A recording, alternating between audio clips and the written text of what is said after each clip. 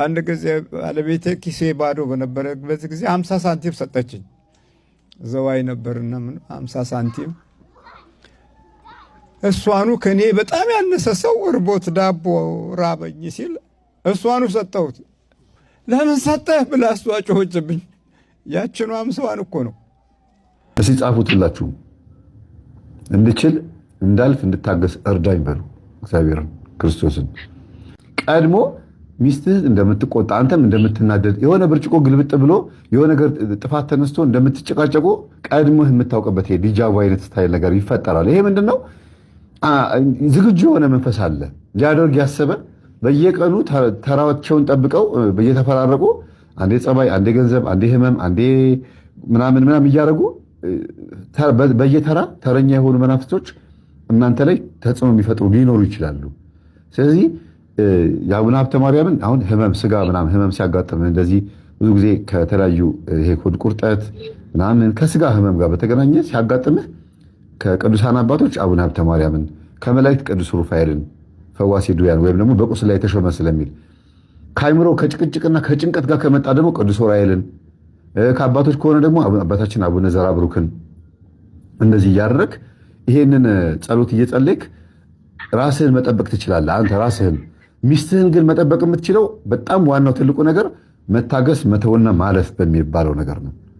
ከዛ እሷ ጋር ያለው ጸባይ ቁርጡን የሚያውቀውና ትክክለኛ ባህሪ የሚኖራል።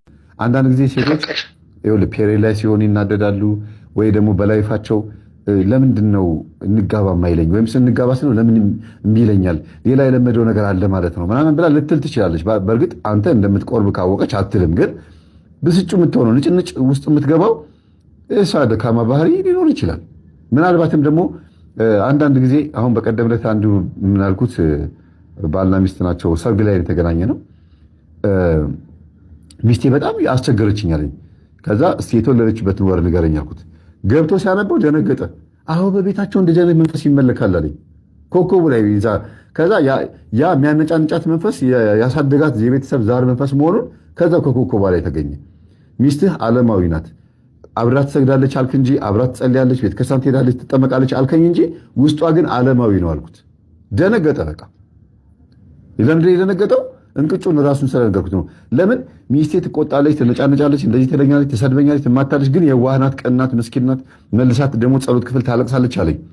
እዚህ ጋር ደግሞ ኮከቧ ላይ ደግሞ ስናየው ደግሞ ያ መንፈስ ያሳደጋት የዛር መንፈስ ደግሞ በደንብ አድርጎ ጸባይዋ ላይ ስራ እየሰራ ነው። ቦታ አግኝቷል፣ ጊዜ አግኝቷል። እንደፈለገ እየተጫወተባት የሚያስለቅሳት ከሆነ አላሸነፈችውም ማለት ነው።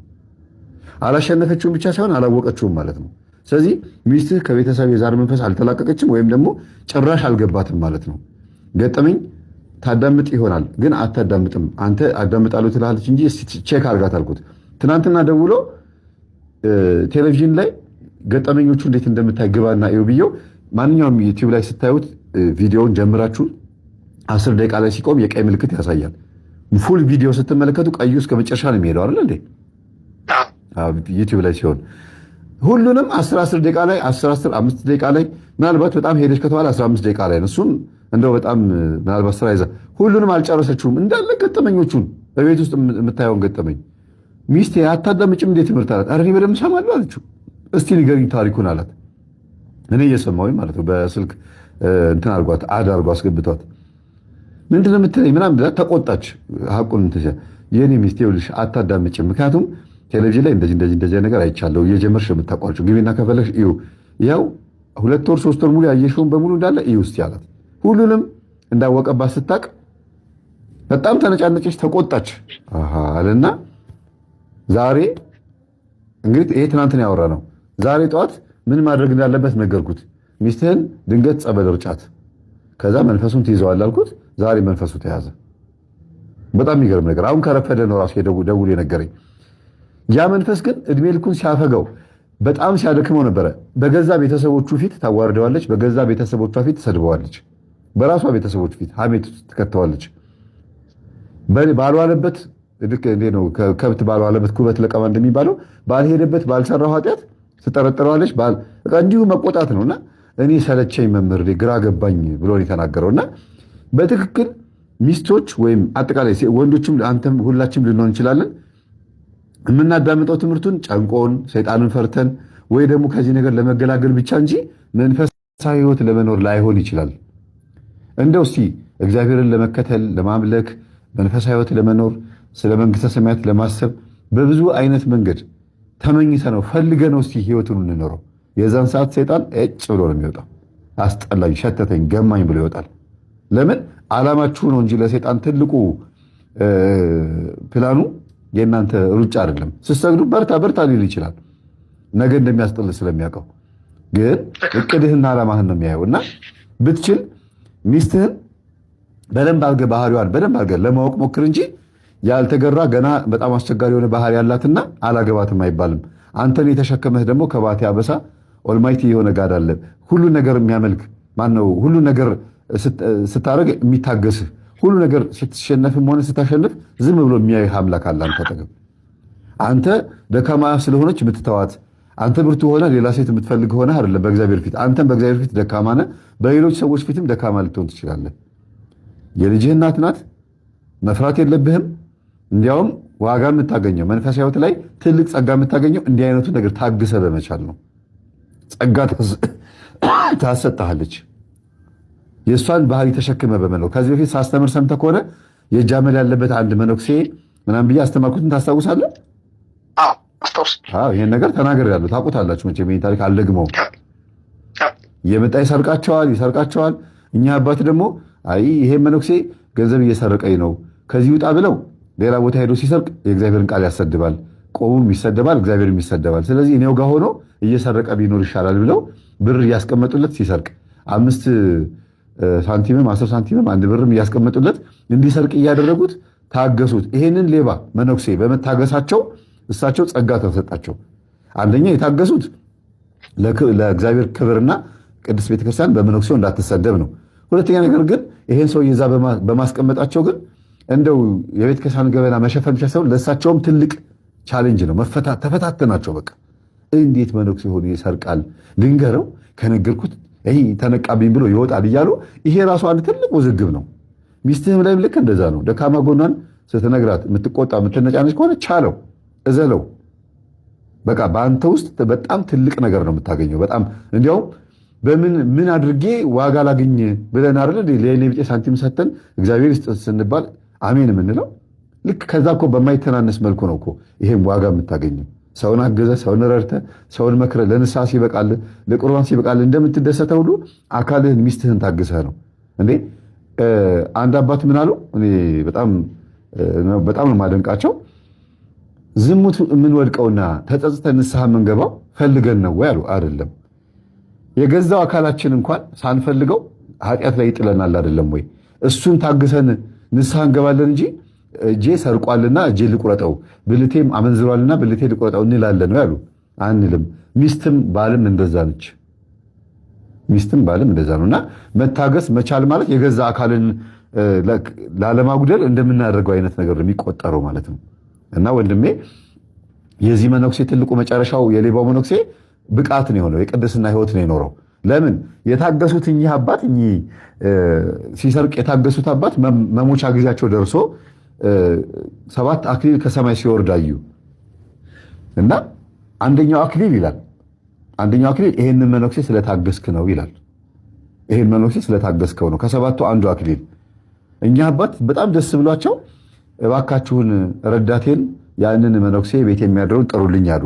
በዙሪያቸው ያሉ መነኮሳት ደግሞ እሺ ብለው ና ብለው ጠሩትና ግንባሩን ሳሙት፣ እጁን ሳሙት። እጁን እያገላበጡ ለዚህ ያበቃችኝ እቺ እጅ ናት እያሉ እጁን እያገላበጡ ሳሙት። ከዛ ያ ሌባ መነኩሴ ያውቃል እቺ እጅ ናት ለዚህ ያበቃችኝ ማለታቸው ይገባዋል። ለመነኮሳቶቹ ግን አልገባቸውም። ልክ አንተም ጎረቤቶች፣ እናት፣ አባት፣ ጓደኞችህ ሚስትህን ለምን እንደታገስካት ለምን እንደምትወዳት አይገባቸውም። አንተ ግን በእሷ ብዙ በረከት ነው ልታገኝ የምትችለው። መቼም ሚስትህ ሌባ ናት እያልኩ አይደለም ያለሁት፣ ደካማ ጎኗን በዛ እየመሰልኩት ነው ያለሁት። እና ይሄ መነኩሴ ግን እኛ አባት ከሞቱ ካረፉ ከተቀበሩ በኋላ መነኩሴዎቹ ጠርተውት ለምንድን ነው እጅህን እያገላበጡ የሳሙት? ይቺ እጅ ናት ለቁም ነገርና ለበረከት ለዚህ አክሊል ያበቃችኝ እያሉ ነበረ። ምንድን ነው ሲሏቸው ይሄ መነኩሴ ምንድን ያለው? እኔ የእጅ አመል ያለብኝ ሌባ ነኝ፣ እሰርቅ ነበረ። ለካ ይሄ ሁሉ ስሰርቅ ታግሰውኝ የተቀመጡት እያወቁ ነው። እኔን በመታገሳቸው ጸጋ አግኝተዋል ማለት ነው ብሎ ነገራቸውና መነኮሳቶቹ ትልቅ ትዕግስት ተማሩ። ይሄ መነኩሴ ግን ከዛን ቀን ጀምሮ ከዛ ቤት ሳይወጣ በር ዘግቶ ወደዚህ ወደ ውጭም አልወጣም፣ በበር ስር እንጀራ የምታቀብሉኝ ከሆነ አቀብሉኝ፣ አለበለዚያ ግን እኔ እዚሁ ሞታለሁ ብሎ አንድ እንጀራ ማነው አንድ ሳህን ምግብ እየሰጡት በበር ስር ለብቃት ለትልቅ ብቃት በቃ ለቅድስና ሕይወት እስከ መብቃት ደርሷል። ለምን? ወንጌል ሰብከውት ነው አይደለም፣ ወይም ደግሞ ቃላት አውጥተው አይደለም፣ ግን ወንጌሉ ተግባራዊ ክርስትና ነበረ። እኛ አባት በተግባር ነበር ይሄንን መነኩሴ የሰበኩት። የእድሜ ልክ ስብከት በለው። አንተም አካልህ ናት፣ አብራህ እስካለች ድረስ የእድሜ ልክ ስብከት መስበክ ትችላለህ። በተግባር ነው። ብዙ ጊዜ ባልና ሚስት በአካል ስለሚተዋወቁ አንተ በጭኗ መካከል ስለምትገባ እሷም አንተን ስለምታቀፍ አብራችሁ ስለምተኙ አወኩሽ ናቆሽ ሊመጣ ይችላል። ሞር በብዛት 50% ይሄ ነገር አለ በባልና በሚስት መካከል መናናቅ ምናምን። በጣም እግዚአብሔር የምትፈራ በጣም እግዚአብሔር የምታከብር ካልሆነች በስተቀር እንዲህ አይነት ነገር ይፈጠራል። በባል የማሾፍ በሚስት የማሾፍ ምናምን ነገር አለ። ሁለተኛ ደግሞ እንግዲህ ልትናቅ የምትችልበት ነገር ምንድነው?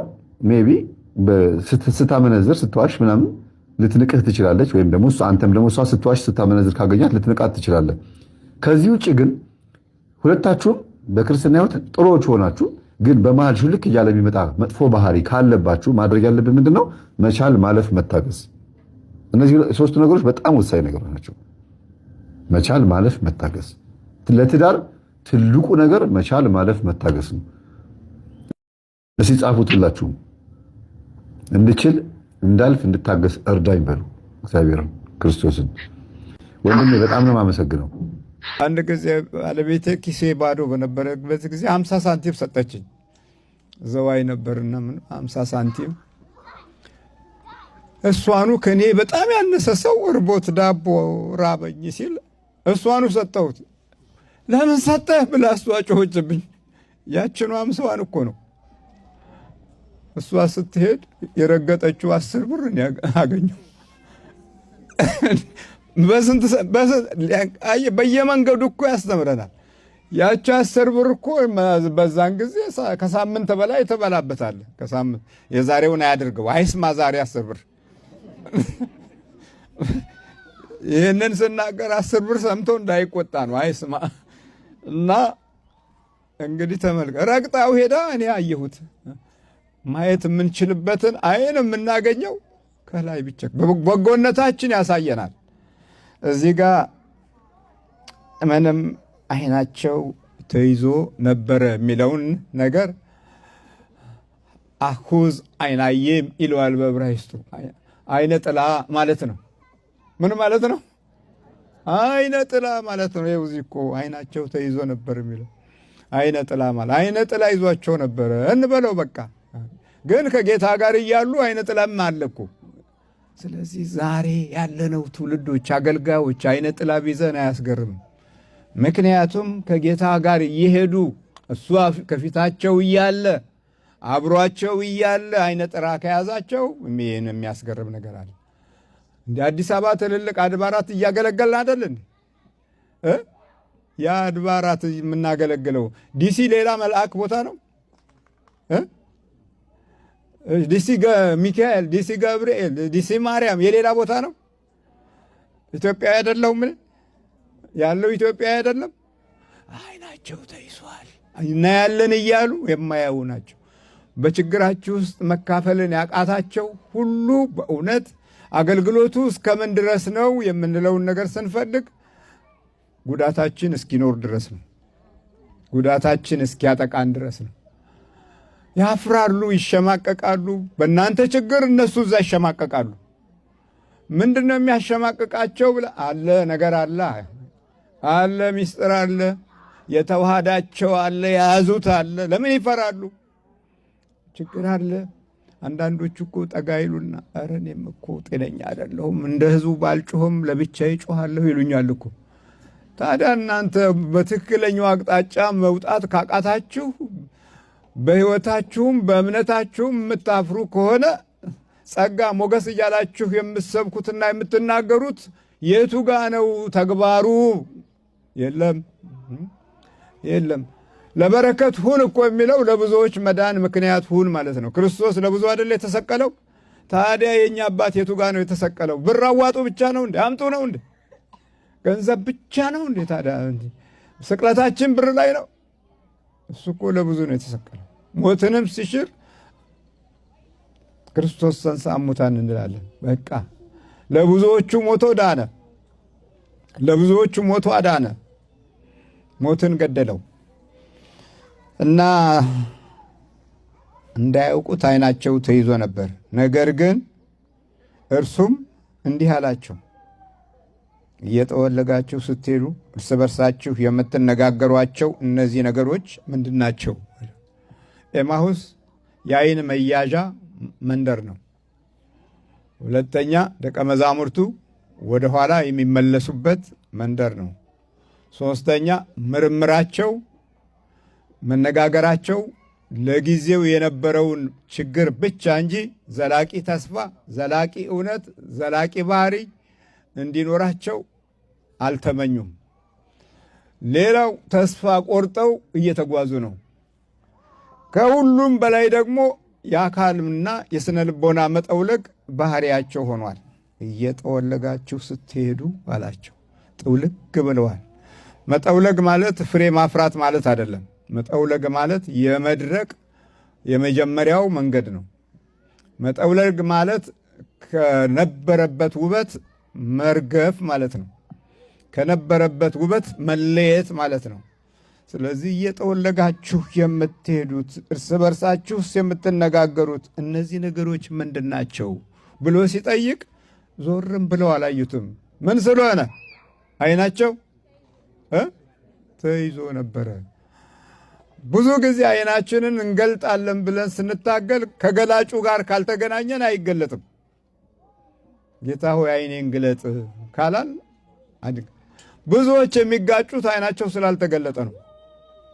ዓይን የማይገልጥ ዓይንን ለመግለጥ እድሉን ስለሚከለክል ሽፍን ስለሚያደርግ እና ቀሌዮጳ አለ እንግዲህ የክብር አባት የተባለው ማለት ነው። ቀሌዮጳም የሚባለው አንዱ መልሶ አንተ በኢየሩሳሌም እንግዳ ሆነህ ለብቻ ትኖራለህን? እያየው እኮ ነው የሚያወራው። አሁን አንተ ሲል ማለት አንተ ሲል እንዲህ ነው። ፊቱ ወደ ኋላ ዞሮ ነው ወይስ ቀጥ ብሎ እያየው ነው? አንተ አንተ ስል አሁን አንቺ አንቺ ስል እያየው ነው ማለት ነው እኮ። ይኸው እኮ እያየው እኮ ነው። አንተ በኢየሩሳሌም እንግዳ ሆነህ ለብቻ ትኖራለህን? ሞትን የሻረውን ያስተማራቸውን እሱም ብለው የተከተሉትን አንተ እያሉት ነው ከፊት ለፊታቸው። ግን ዓይናቸው ተይዞ ነበር። አያችሁ፣ እግዚአብሔር ዓይናችንን ይግለጥልን። በእውነት ፊት ለፊት እያለ ዓይን መያዝ ከባድ ነገር ነው፣ ከባድ ነገር። አንድ ጊዜ አጋር ልጇ ውሃ ጥም ይዞት እርር እያለ ሲያለቅስ ውሃው አጠገቧ ነው ያለው። ሊሞት ሲቃረብ የጌታ መልአክ መጣና ትንሽ እልፍ በይና እዛ ጋር ውሃ ታገኛለሽ፣ ለልጁ ውሃ ስጭው አላት። ቅርብ ነበረ ግን አላየችውም። አጠገቡ ያለው ውሃ የልጁን ሕይወት እስኪያልፍ ድረስ አልተገለጠም። ግን መልአኩ መጣና ወዲያውኑ ሂጂ አጠገብሽ ያለው ውሃ፣ ያን ውሃ ጠጣ። የአብርሃም ዘር ሆኖ እስማኤላውያን በሙሉ አረቦች በሙሉ የተገኙት ከሱ ነው። ትልቅ ሕዝብ ሆኖ ይሄው ዛሬ እኛ ዘይት አጥሮን በዘይት እንማቀቃለን። ናፍታው ቤንዚሉ ጠፍቶ አሁን እዛ በቃ መሄጃም የለም። ወደ አህያና ወደ ፈረስ እየተመለስን ነው። እና የዛን ጊዜ የነበረው መገለጥ አጠገቡ ያለውን እንኳ ለማየት እድል አላገኘችም። እና እዚህም እንደዛው ሆነ። እየጠወለጋችሁ ስትሄዱ ቀሌዮጳ ሲናገር እንዲህ አለ። አንተ በኢየሩሳሌም እንግዳ ሆነህ ለብቻ ትኖራለህን? በእነዚህ ቀኖች በዚያ የሆነውን ነገር አታውቁምን? አታውቅምን አለው። እርሱም ይህ ምንድን ነው እያለ ደግሞ ትኩር ብሎ ያያቸዋል። እስከዛው ዓይናቸው ተይዟል። እርሱም እንዲህ አሉት፣ በእግዚአብሔርና በሕዝቡ ሁሉ ፊት በሥራና በቃል ብርቱ ነቢይ ስለነበረው ስለ ናዝሬቱ ስለ ኢየሱስ ነው። እርሱንም የካህናት አለቆችና መኳንንቶቻችን ለሞት ፍርድ እንዴት አሳልፈው እንደሰጡትና እንደሰቀሉት ነው። ትልልቆቹ ሰቀሉት አለ፣ ትልልቆቹ ገደሉት አለ። አሁንም ትልልቆቹ ይገሉናል። አያችሁ፣ የእኛ ትልልቆች ትልቅ ሳይሆኑ ትልቅ የሆኑት ያጠፉናል። ትልቅ ናችሁ ያላላቸው በራሳቸው ትልቅነት ብቻ የሚያብጡ ከሆነ ያከሱናል። እነሱ ይወፍራሉ፣ እኛ እንከሳለን። እግዚአብሔር ምሕረቱን ያብዛልን።